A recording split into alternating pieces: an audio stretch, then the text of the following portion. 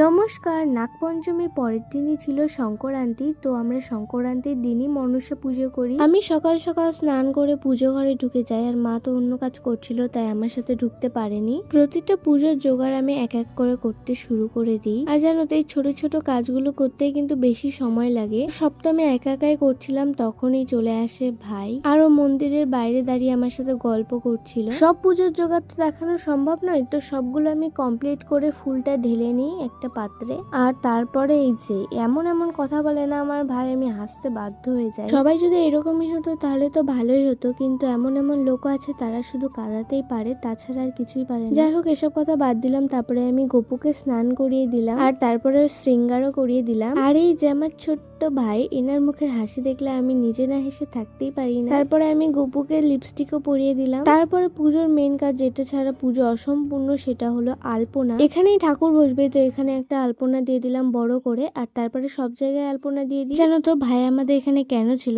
যাতে কাকিমা ওকে কাজ না করাতে পারে, তার জন্য। এই ঠাকুরেই কিন্তু আমাদের পুজো হয়। তো এক এক করে তারপরে মা আসলো, আর মা এসে সবকিছু জোগাড় করে নিল, কারণ এগুলো মাকেই করতে হবে। তারপরে আমি দুধ কলা দিয়ে দিই দুই জায়গায়। আর আমাদের যে মূর্তি তুলে মনসা দিদি আছে, সেখানেও একটা দুধ কলা দিই। কারণ আগের মাসে তো আমরা দুধ কলা দিতে পারিনি সংক্রান্তিতে, কারণ আমরা চলে গিয়েছিলাম বাবা ধামে, তার জন্য আজকেই দিয়ে দিলাম। আর তারপরে মা পুজো করে নিল। আর এই পুজোতে কিন্তু উলু দিতে নেই।